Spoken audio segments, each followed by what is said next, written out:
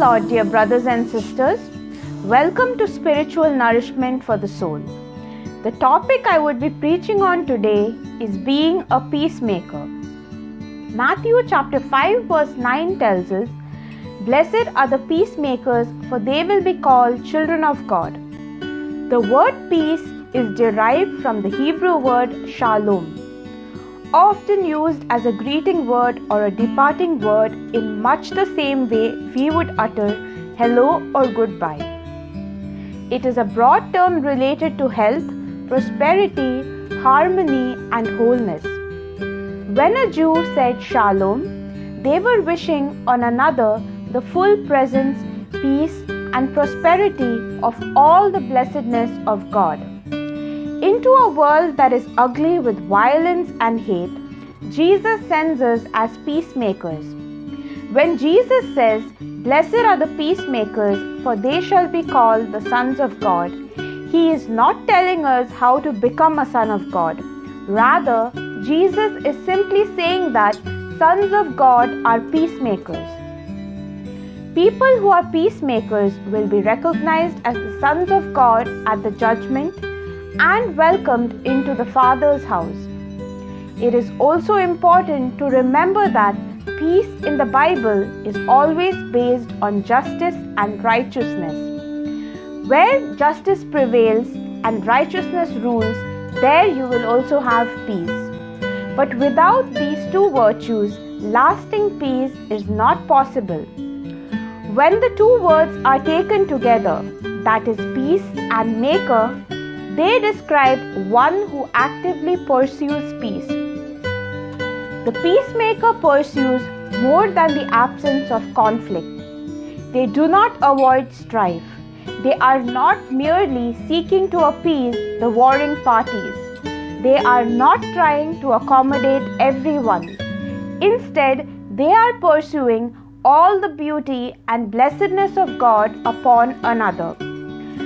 Peacemakers are people who produce right relationships in every sphere of life. Peacemaking is a divine work, as God is the author of peace and Jesus is the supreme peacemaker. Jesus came to establish peace. His message explained peace. His death purchased peace, and His resurrected presence enables peace. The messianic predictions were that He would be the Prince of Peace, as is rightly said in Isaiah chapter 9 verse 6. The angels announced His birth by singing, "Glory to God in the highest heaven, and peace on earth to people He favors." Jesus' persistent word of absolution to sinners was, "Go in peace." We learn from Scripture that the Heavenly Father is a God of peace and that heaven is a world of peace, and most important of all, that God is a peacemaker. Our God is a peace-loving God and a peace-making God. The whole history of redemption, climaxing in the death and resurrection of Jesus, is God's strategy to bring about a just and lasting peace between rebel man and Himself. We, God's children, should inherit the character of our Heavenly Father. We, the children of God, must be willing to make sacrifices for peace, the way God did. If we are not peacemakers, we do not have the Spirit of Christ within us. My dear brothers and sisters, it may not always be possible to pursue peace or be a peacemaker, as it certainly depends on the situation or the circumstance. However, it is important to remember that the hallmark of a Christian is the ability to get along with other people. The testimony of a church is its ability to get along with other people. We have a God-given, scripturally directed responsibility to pursue peace. St. Paul rightly tells us in his letter to the Corinthians that God has called us to peace. Now, we would be confused if that would mean that we agree with everything our fellow brothers and sisters say or do. My dear brothers and sisters, the answer to that would simply be a no. Sometimes we agree to disagree agreeably because God wants His children to be bridge builders. And we can be bridge builders by firstly talking to God. The Lord helps us understand about what we have done or what people have done to us before we confront them. It gives us a perspective and tenderness. The Lord also helps us see the deeper needs in the relationship and what has caused the problem. Secondly, being the bigger person and taking the first step. Jesus is real clear on this action. Jesus said, so if you are offering your gift on the altar and there you remember that your brother has something against you, leave your gift there in front of the altar. First go and be reconciled with your brother and then come and offer your gift. Later, Jesus has also told us, if your brother sins against you, go and rebuke him in private. If he listens to you, you have won your brother.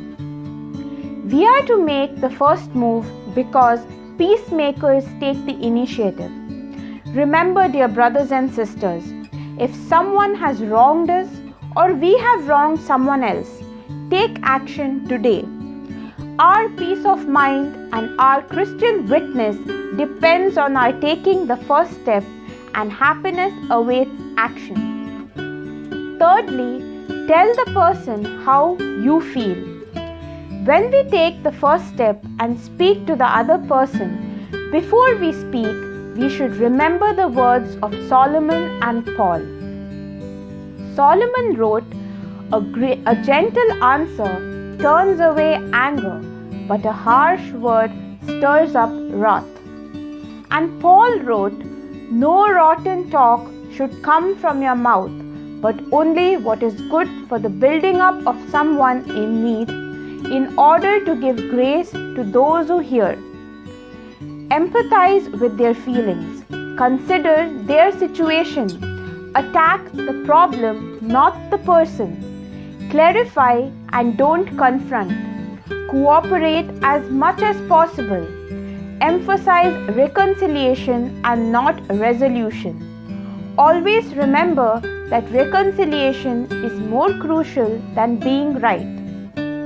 And finally, stop talking to people about the people who have hurt you.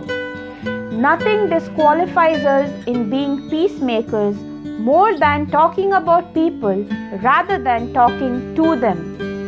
The old Spanish proverb is correct, as it says, whoever gossips to you will gossip of you. A peacemaker never says anything about another person that she or he has not first said to that person directly. Scripture rightly tells us that because we are sons, God has sent forth the Spirit of His Son into our hearts, crying, Abba, Father. It also says that for all who are led by the Spirit of God are the sons of God. My dear brothers and sisters, as I conclude today's session, I would like to say that being led by the Spirit always includes bearing the fruit of the Spirit. And the fruit of the Spirit is peace. So must it be that the children of God must be peacemakers. It is by the Spirit of God that we are children of God. And the Spirit of God is the Spirit of peace. May Jesus Christ be praised at all times. Have a blessed day in Jesus' name. This is Paul Rodriguez from Kadosh Marian Ministries. God bless you all.